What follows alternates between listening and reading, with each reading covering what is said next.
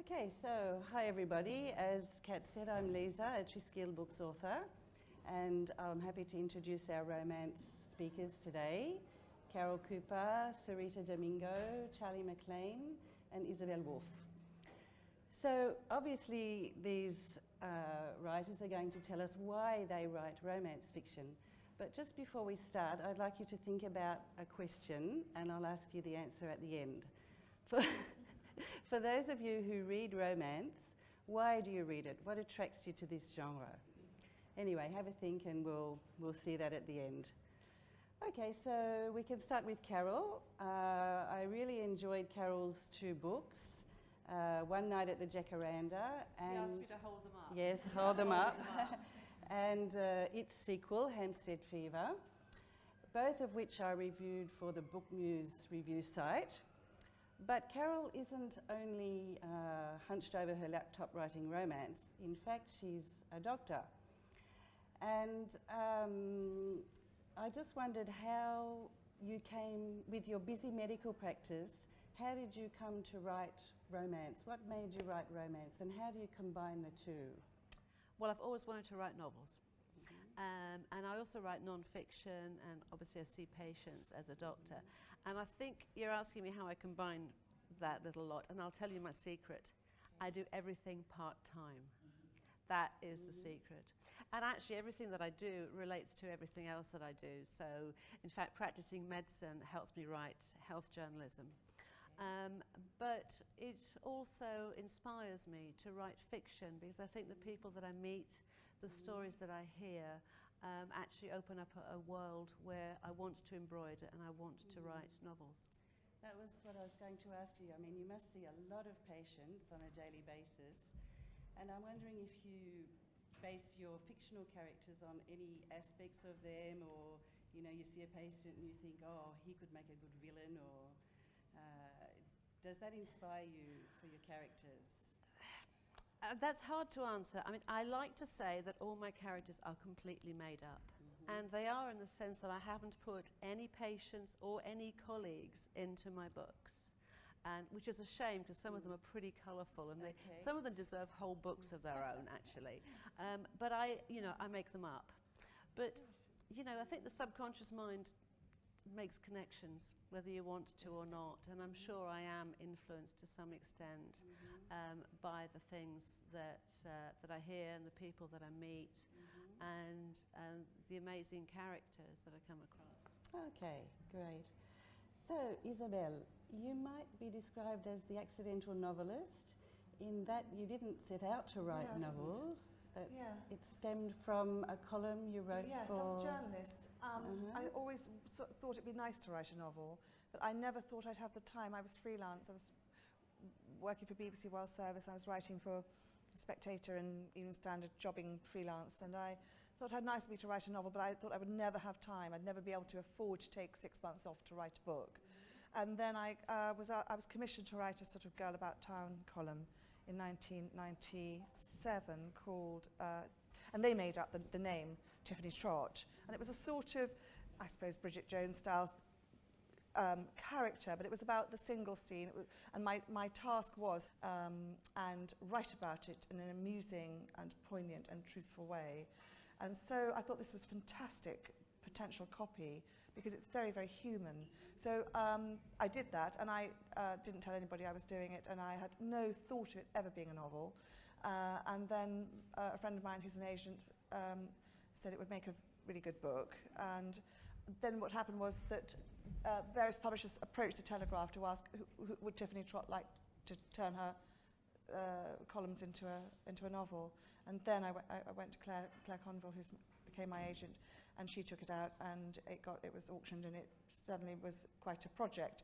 And so I then had to write it, which I did in 3 months. I very much enjoyed it, and I reread it sometimes. It's really more of a comedy than a novel. It's quite picaresque.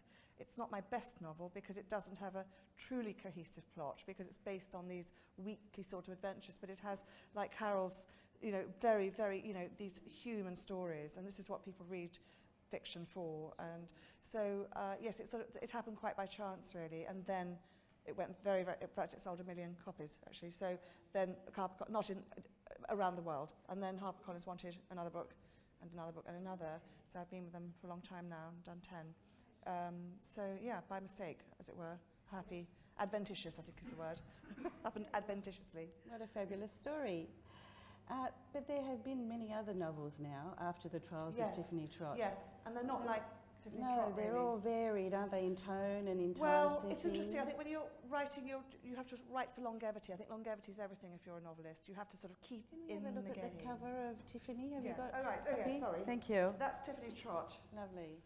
And the next three had flowers on as well. So they wanted a sort of theme. But they're basically all slightly sort of, I like to think them as catch-in-the-throat comedies, the early ones. And then latterly I've become a lot more interested in history. So I'm now writing past, present, semi-historical fictional novels like A Vintage Affair, which is about a woman who owns a vintage dress shop, but it's really about the history of the clothes. And it goes back partly to the Second World War and a particular piece of clothing. So I've sort of delved a lot deeper as I've got older, as we all do, more interested in history. So I see my early novels as lighter fiction, a sort of branch of light entertainment in a way. Okay, great, lovely, thank you. So, Charlie, I believe you have an interesting story about the cover of your wonderful novel, Unforgettable. Can we have a look at the cover, which certainly is a lovely cover, and it was shortlisted for an industry award. Would you like to tell us the story about the cover? Well, it was shortlisted for an industry award against the British version of The Help and the Marvel collector, Celia Ahern.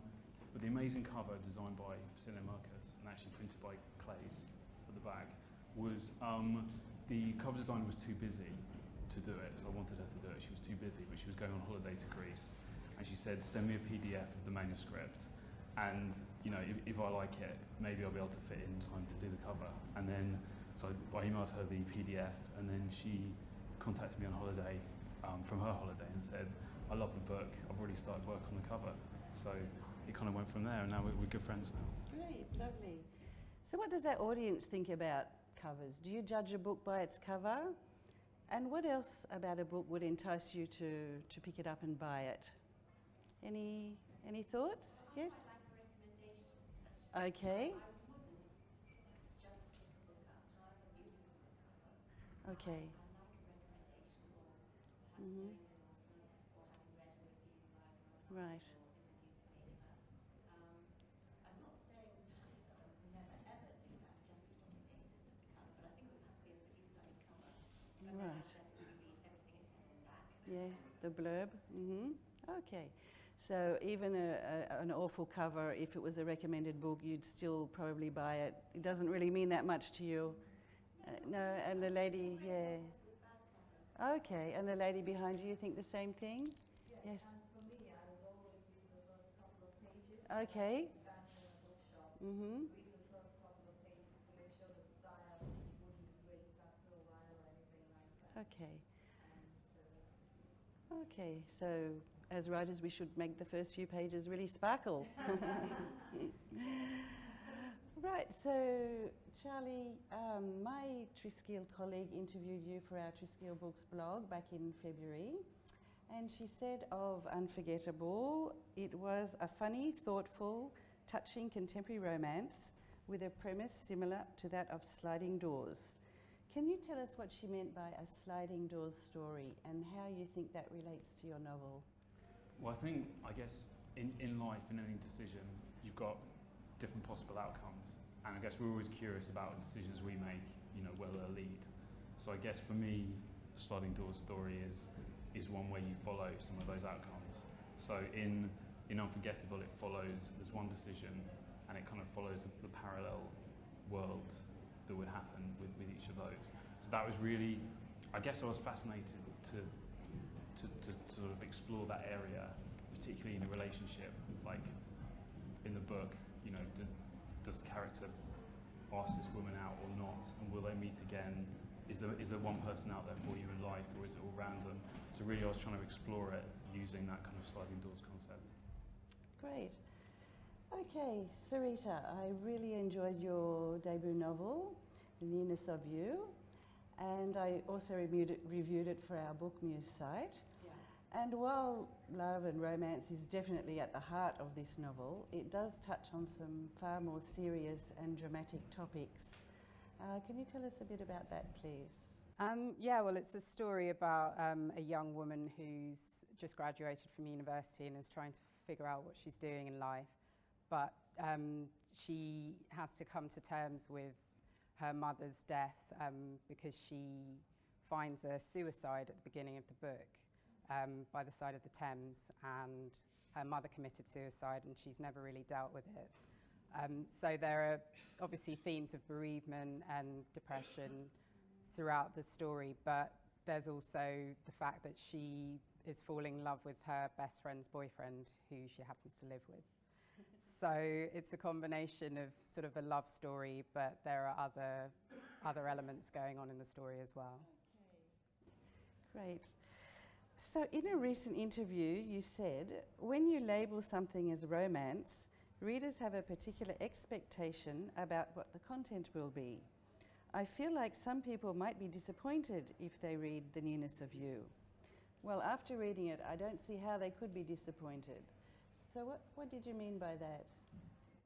Well, I think there are certain tropes in romance that people may expect. If you're told that a book is a romantic story, you expect that to be the dominant story within the book. And you know, I've read a lot of romances where it is genuinely just about someone who meets, the person they're going to fall in love with, and it's about their relationship and that alone. But I think, so if that was the expectation of someone coming to read The Nearness of You, then perhaps they'd be at least taken by surprise by some of the other elements in the story. But, hopefully they wouldn't be disappointed once they actually read the book. But yeah, I think it's just perhaps sometimes the expectation when you're told something is romance, what other elements that could contain. Okay. So if we could just move along to a short discussion about the actual genre of romance.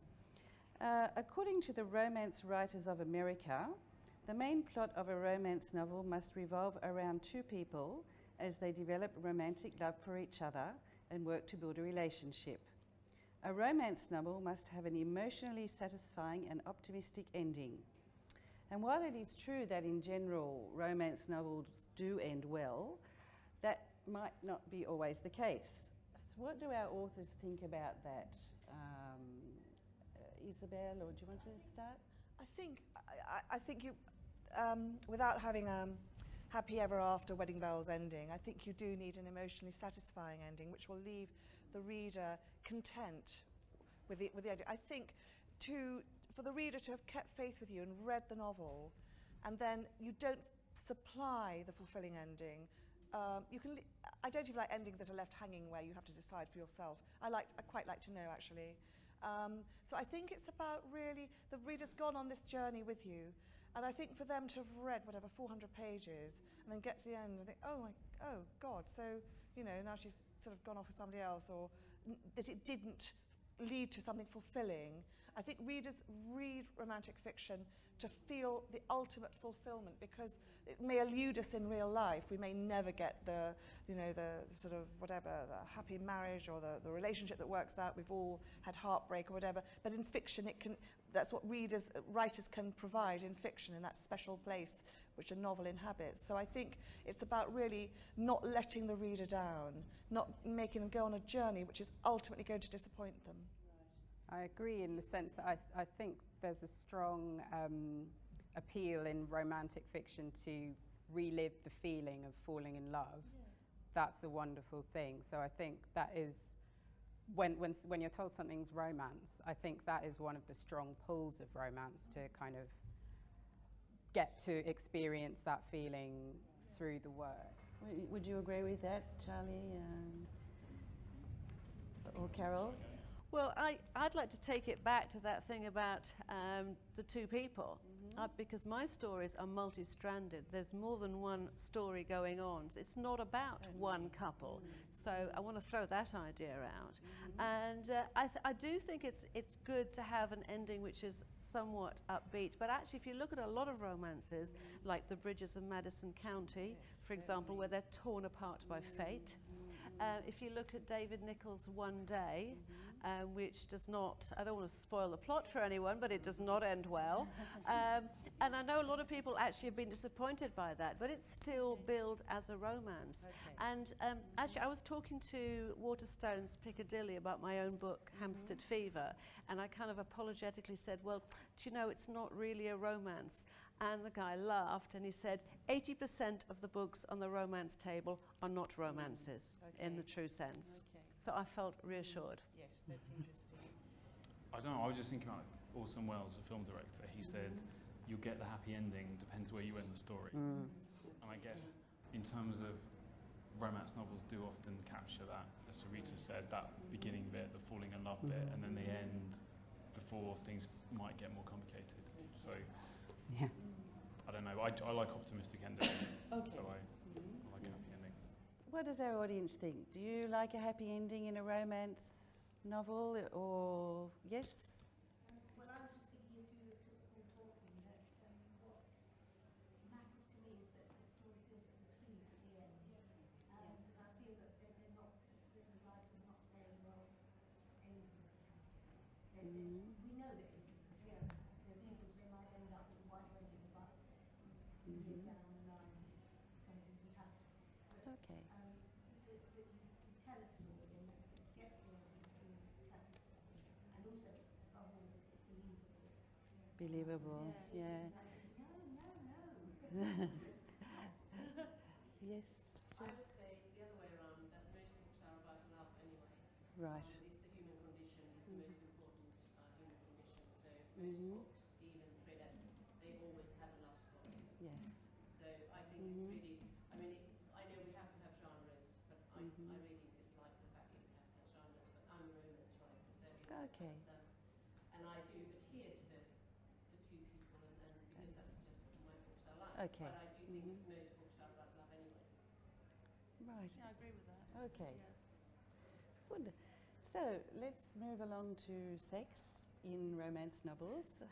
Strangely, sex in romantic relationships is often absent in romantic fiction. It's something that Sareeta does not shy away from. But I believe you've had previous experience writing erotic fiction. I have had Okay. experience, yes. That- My first... Did that help? That helped you, do you think? Well, oddly enough, in the nearness of you, there, I don't want to ruin it again, but there's not a great deal of sex, so don't be picking it up thinking there will be. It's very much about the sexual tension between the two characters because it's kind of a forbidden romance. But I did start off, my first published work was erotic fiction, short fiction, and then a novella, which I was commissioned to do. It wasn't something that I thought, ooh, I just feel like writing erotica, although it was fun. But yeah, I think what's interesting is I run a blog that I mainly review new adult books, which I don't know if everyone's familiar with, but there's kind of a genre of romantic, it's kind of romantic fiction, but it features characters who are sort of usually college age, and there's often quite a lot of sex in those books. And I think it can sometimes detract from the actual plot or the story. I think if you're going to include sex in a book, I think just like in a film, I'd prefer that it furthered the plot, furthered the character's development, or had some purpose other than titillation. So does our audience agree with that? Do you prefer every nitty-gritty detail or something more mysterious that basically leaves it up to your imagination? I think it's good if the camera pans away. Okay. So everyone puts their own imagination to work. Every- I mean, you need to know there's going to be sex there somewhere, but you Yeah. don't need to spell that. Okay. Anybody else have any thoughts on that? What do you, as writers? Yes, I think how less, much do you less is feel- more. I think less is more. Less is always more. Mhm. Because what's the point of describing sex in grinding detail unless it is an erotic book and the purpose of it is sort of titillation? But I think within a sort of a novel fiction of a more mainstream kind, what would we be trying to tell other people? This is what happens during sex. We all know. So I think it's just best to sort of let the bedroom door close. It's enough to know that it's taking place. Actually, I don't really agree with that. And if anybody's read my books, they know that there is sex. And I wouldn't shy away from writing a sex scene in an explicit way, because I think sex can tell you so much about what goes on between that couple. It can tell you so much about the love, the trust, or lack of it, the balance of power in the relationship. And it can also be very funny and very moving, or, you know, both at the same time sometimes. What I don't like in fiction, and I think this is where Isabel and I would probably agree, I don't like these routine, long paragraphs of description of genitalia, of what goes where. We all know what goes where. Unless it's unusual, then it shouldn't really be there. So I don't want the mechanical description. I wanted to add something to the characters, or as Sareeta said, to move the story on, to tell us something we didn't know, or to make us laugh, because actually sex can be quite funny. I think it's like any writing though. I mean, you want it to be written well, so you could argue that anything you describe in a story could be needless or mundane, but if you write a good sex scene, then it should do all the things you're describing. It should have some purpose within the story other than just a description of the sex act. I mean, that doesn't make much sense to me. So, Charlie, what do you think about that? Yeah, I guess the question is, why is the scene there? So if it adds to characterization or says something about the relationship or takes a plot forward, then it's valuable. Okay, so let's just have a quick look at stereotypes in the romance genre. It's definitely contemporary romance with its pastel shaded covers, glitter and black heel, black high heel silhouettes, definitely dominated by women, both as readers and writers. But if Charlie's really lovely novel is anything to go by, that's obviously false. So what do you think, as a male in this female-dominated genre, what do you think about that stereotypical idea? I don't know. I don't think men are less interested in romance, but they obviously read perhaps less romance. And I guess a few observations. You know, I guess lots of great works of love stories have been by men. Even like The Notebook, obviously a big, massive hit. And you know, going back, Flaubert, Madame Bovary, written by men. So I think maybe it's just women perhaps read more romance. I guess the only observation I read something that in the Madame Bovary, he doesn't describe what she's wearing in the whole book. And it made me think about when I had editorial input into my book and beta readers, they mentioned that I didn't write that much about what she was wearing. So I went back through the whole book and added touches of what she was wearing and those kind of things. So I don't know about the detail, perhaps, when men write romance and women write romance. I don't know. But I think romantic fiction because it's such a huge genre, subgenre, and it's sort of it's always been judged by the worst of it rather than the best of it. And the best of it is Anna Karenina, or War and Peace. That is romantic fiction, but it's judged by the worst sort of Mills and Boon, and for that reason it's sort of sneered at, and literary writers are rather snooty about it. So I think that's very unfortunate, because it's so huge, and why should it be judged by what is, you know, the least admirable, as opposed to really great literature, which is also, one might say, you know, romantic fiction. And so it's just one of those things. And I think if you write romantic fiction, you just sort of shrug your shoulders and say, well, you know, this is just stereotyping, and people find their own, they can detect the quality. But I think one of the key things is that if a book is written by a man, even if it is a romantic story, it's often not sold as quote-unquote romance. You might not have the category romance written on the back of the book. Well, exactly. They wouldn't want, also, I don't know what Charlie would think about this, but I think most male writers, if they are writing anything romantic at all, don't want it to be submitted to the Romantic Novels Association. They don't want it to attract this sort of any of the trappings of romantic writing, even if it is. And what I would also say is that for a writer like Sebastian Faulks. The Birdsong is a very romantic novel. That's a romance. But of course, if a man is writing about, Charlie may take issue with this, if a man is seen to be writing about romance at all, that's sort of considered so wonderful that a man can do this, that it's sort of immediately elevated into something sort of above the level of even the best romantic fiction written by a woman. And I think that is true. It's sort of given a sort of special status. Sure. Well, debates often flare up about whether males can actually write romance. Yes, so it's sort of Mm. an extra level of congratulation, because it is ipso facto wonderful that a man should write about romance at all. Okay, so what do people in the audience think? Do you care whether it's a female or a male writer, or do you even take any notice?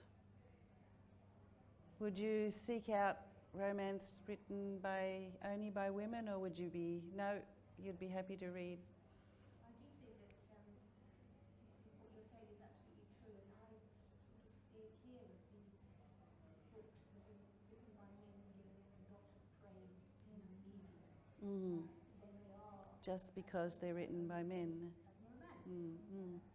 There's nothing wrong with that, but it does, yeah, I Mm. tend to be a bit prejudiced against Okay. male writing romance. Okay. Funnily enough, Lisa, I think one of the reasons I use Charlie is because you can't tell Mm. if you're a man or a woman. Yeah. Well, we've met you now. Secret's out. Can't hide behind the name anymore. To me, it doesn't make any difference if a book is written by a man or a woman.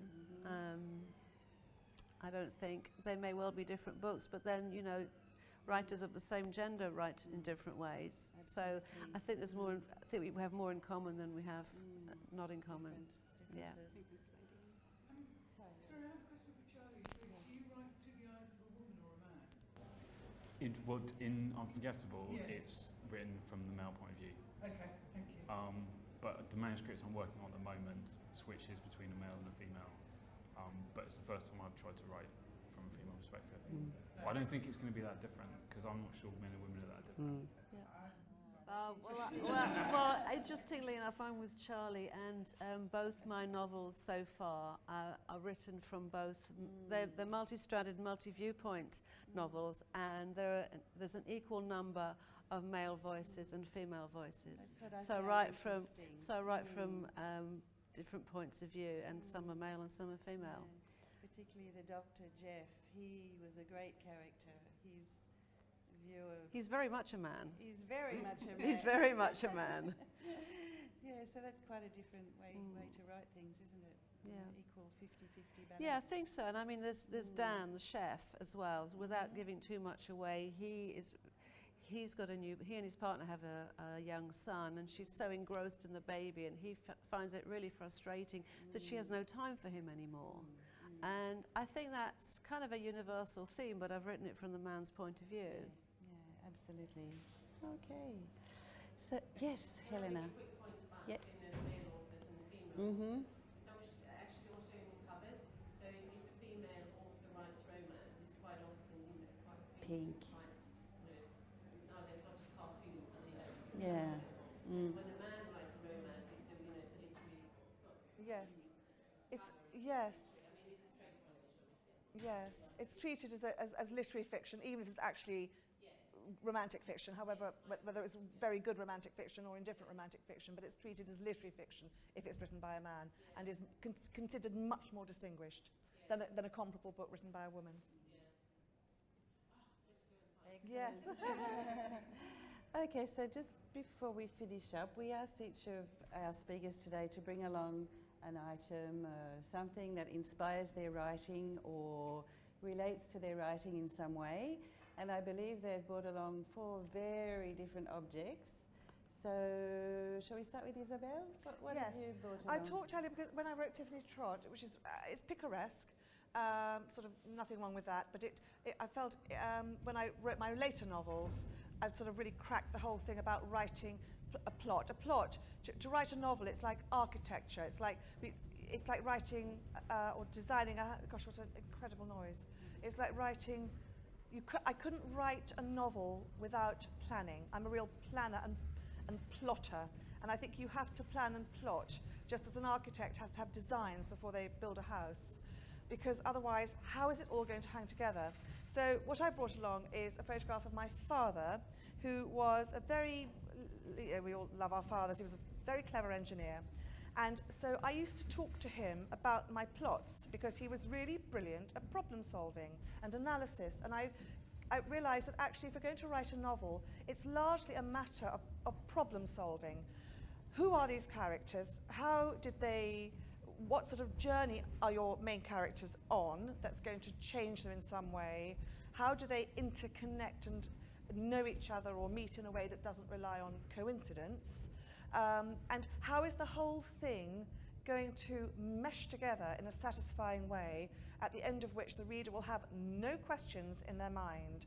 And this is the skill, I believe, as well as obviously being able to write you know, good sentences, well written, well turned, professional quality, if that's all it can be. What I'm saying is that I think a novel, the plot is everything. The plot, especially for commercial fiction, the plot is king. So I used to talk to my father about my plots, and he was very helpful, and I had long, in-depth chats with him with each of my novels, and he died a few years ago. So I still think about him when I'm planning my next novel, and I think about how important, he just made me understand that you've got to make it all hang together, which means you have to be able to analyse what you've done in really quite a forensic way.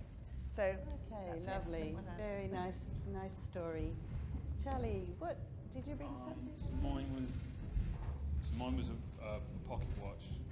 So that was, I guess it was like November 2013, and I had the idea for the book, and I'd written lots of things before. I'd written a couple of film scripts before, but I was finding it hard to focus and to concentrate.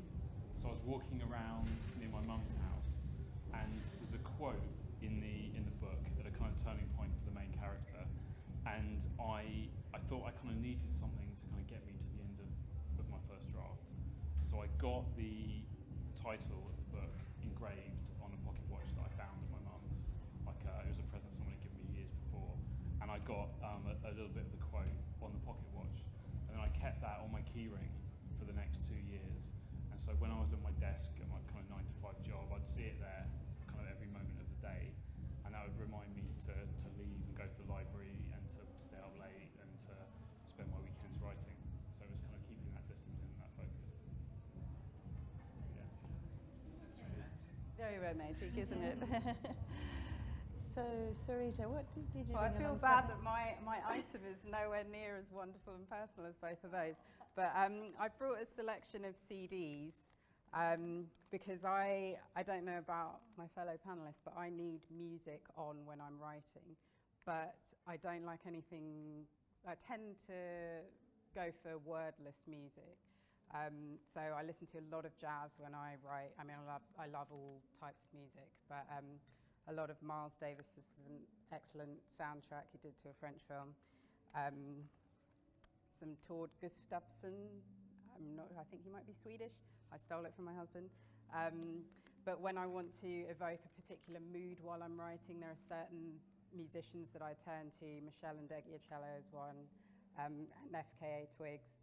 Just depending on what kind of a scene I'm writing, I use music to evoke mood so I can really get in that particular space. So music's really important to me. And I when suppose I'm it writing. blocks out other noises like... Well, yeah, like a thumping bass line. I don't think that's quite necessarily a vibe I'd be Maybe looking we to should evoke. put some of the music on now. Yeah. But yeah, I mean, I saw Jandy Nelson, who's one of my favourite writers. She's a young adult author. I saw her speak, and she was talking about she used a new method where she would sort of block out all her senses. She wrote in the dark, wore like noise cancelling headphones with white noise and all of this kind of thing to try and really focus herself. And I did try writing in the dark, which I actually quite liked it. It did help focus, but it's just interesting. I'd love to hear what other people's processes are, but Sure. yeah, music for me is Music really does it for important. you. Yeah. Do you like to write to noise or doesn't? Silence and solitude. Silence and solitude, which I have almost zero of at the moment. But I just no music, nothing. total silence in which you can hear your own thoughts. Isabel, do you have a place? Like Yeah, a it's got study? a workroom in the house, I guess. I'm Try and the, shut myself off I'm there the from that same. I need to write to clamour of the total, family. total silence. It's difficult to find, though, isn't it, for a long period of time? You know, 10 minutes doesn't do it, does it? What about you, Charlie? Do you? I go to the library. Okay. Yeah, like alumni at City University Library, so around the corner. But yeah, I find at home there's too much Stuff going on. Yeah. distraction. And what about you, Carol? Do you like to? I prefer quiet, but if I put music on, it'll be choral music, and I find that quite easy to write to. But there's an awful lot of building work where I live, which is very, very disruptive to my train of thought. Yes, absolutely. Yeah. I can understand that. Yeah. We live in a noisy world. Yes, we do. So, did you bring along something? Well, I not did quite, bring something. Yeah, It's not quite as romantic as some of the things we've seen Oh, it could be. before.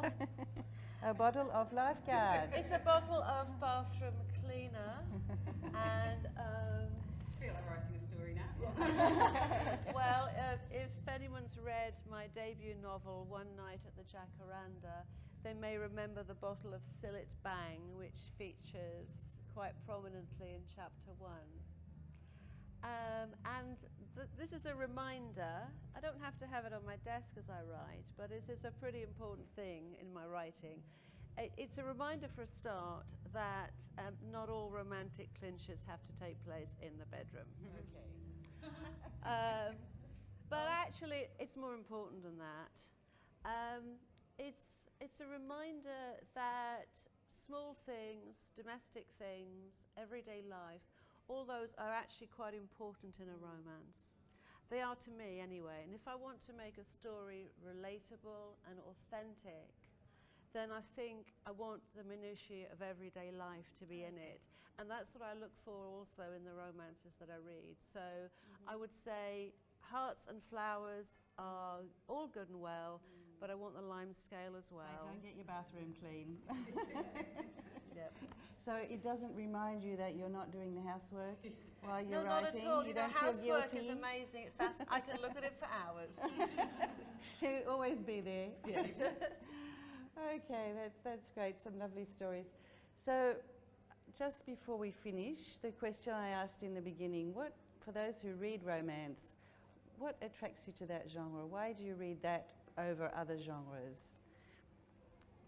I think the lovely thing about romance for me is that I know there has to be a good plot, but it's so much about the characters as well, isn't it? They have to be very real for you. And you reach a point in the novel where you're really hoping that a certain outcome will occur. You're rooting for the characters and really caring about them. So I think that's romance for me. It doesn't have to be a totally tidy Jane Austen wedding at the end, but there has to be hopefulness and, you know, a sense of a positive outcome. Optimism. Okay.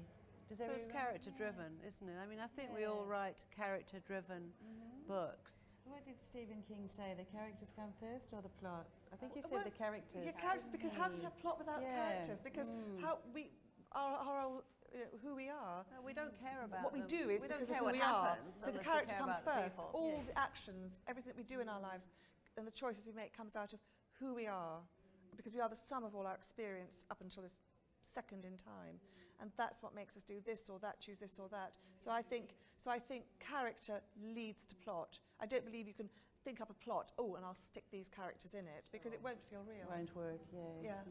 Okay. Does anybody else have any thoughts about that? Those of you who read romance? I think it's escapism, but it's Okay. escapism that's rooted in reality. Yes. Mhm. That we can all relate. We've all been in love. We've all yearned for love. Mhm. You know, and of course, the older you get, the more nostalgic it is. Right. Read Okay. books and Mhm. live your life again through these young people Mhm. just finding out what love is all about. Yes, Sure. and they need to even be Okay. young. I went to see The Deep Blue Sea last night at the National Theatre, And, you know, it's about this middle-aged woman caught between her very respectable husband and her very sexy younger toy boy lover that she's obsessed with. And she's in her mid-40s, but I found myself reliving all the times in my youth when I was obsessed with somebody and it wasn't working out. So it needn't even be a young character. It's just this is our common humanity, the search for love, the desire to be loved, to be held, to be put on a pedestal, whatever. It's just so common to us all, and it's so profound as well at one level, because it's about who, in the end, who you mix your genes with. So it's sort of, I think it's not an add-on. Oh, romance, as though that's an add-on. It's central to our lives. We've come out of romantic sentiment ourselves. We're born out of. Yes, we are normally. Most of us. Yes. Hopefully.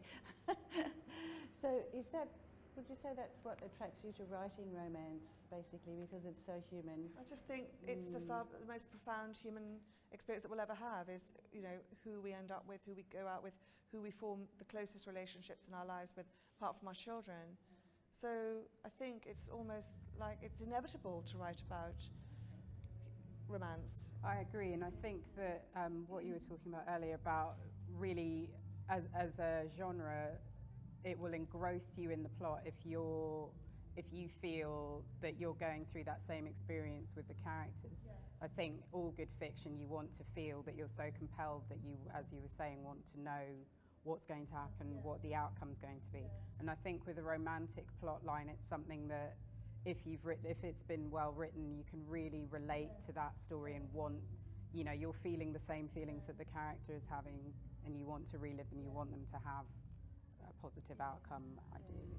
So is that what drew you to write romance, Charlie, or no?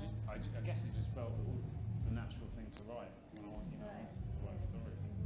So I haven't really thought that much about it. Just came naturally. Yes. Same for you, It's Carol? exactly the same for me. I think romance is what I naturally write, and I think it's because, you know, I'm interested in people. I'm interested in what happens to them.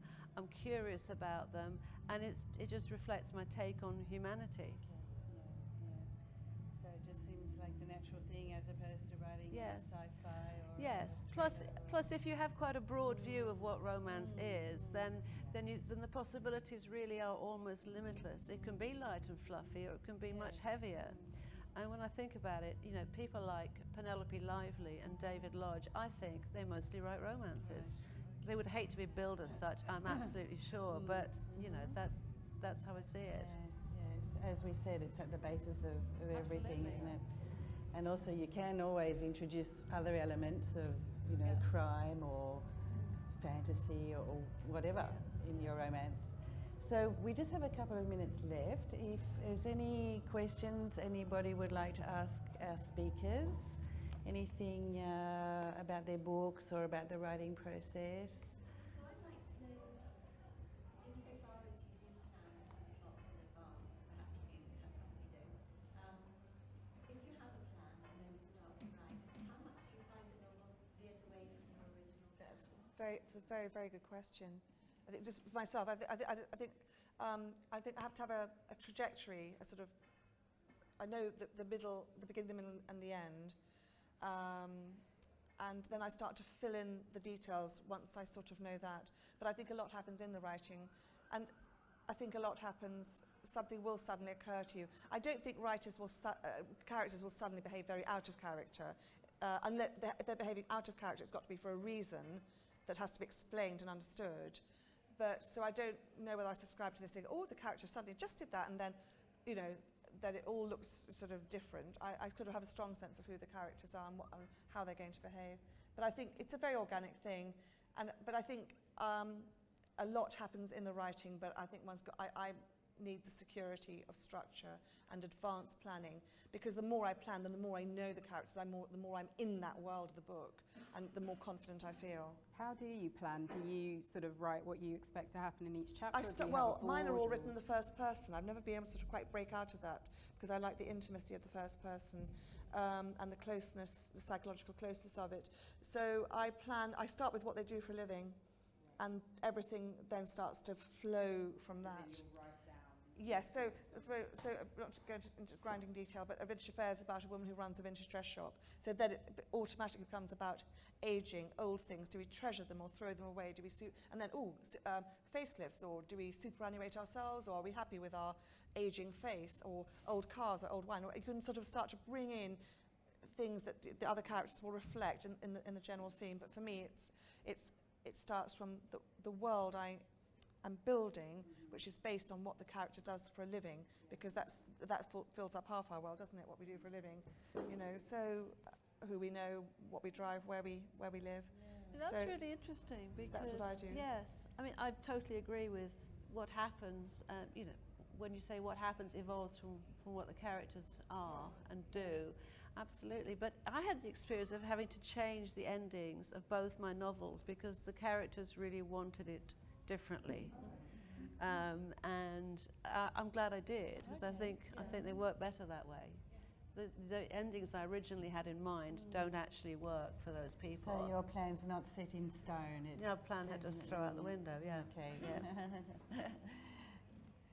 The same for you guys? I think I tend to start with a situation that I can imagine characters, like with the nearness of you, I mean, oddly for romance, my initial idea was about a woman who finds a dead body, finds a suicide, which is obviously what happens at the very start of the book.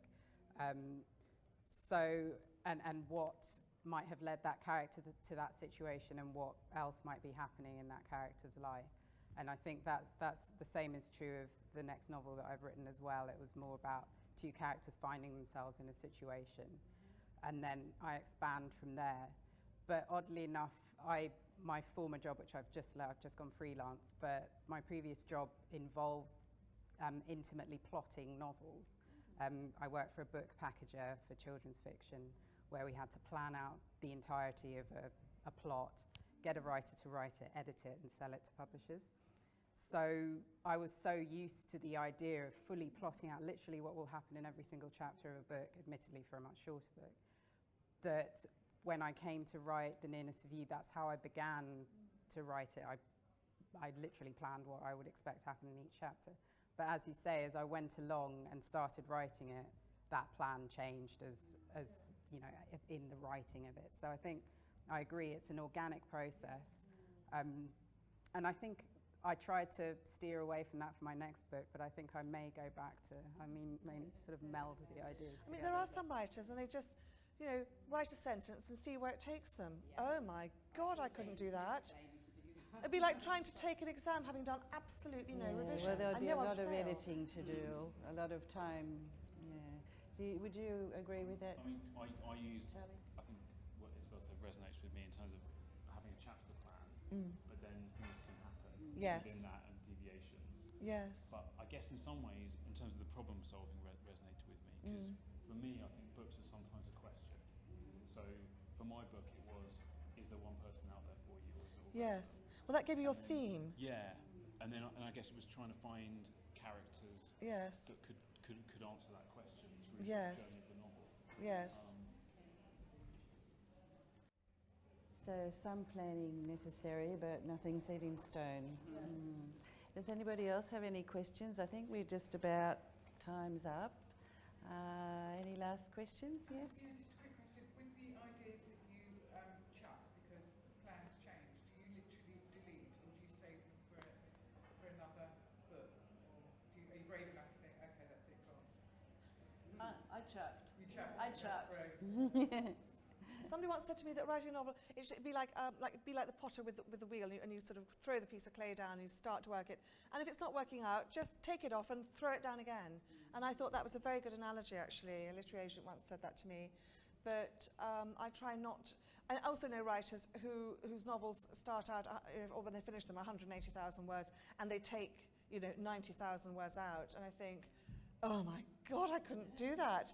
I couldn't bear the hard work involved. So I tend to know what the book's really what the shape it's going to be, and I structure it, and I keep to that. I'm not a great drafter, redrafter, third draft, fourth draft. I write the book. I plan it. That's the drafting, and then I write it. And you don't really deviate. Not well, only perhaps 10 to 20%, but not very largely. Not chucking, God no.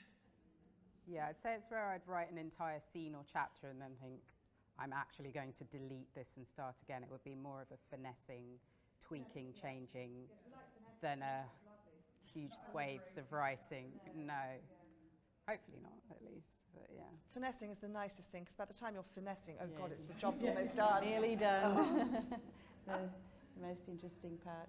Okay, well, thanks very much to our speakers, and thanks very much to our audience. That was really interesting to hear from you. Historical fiction. Thanks, everybody.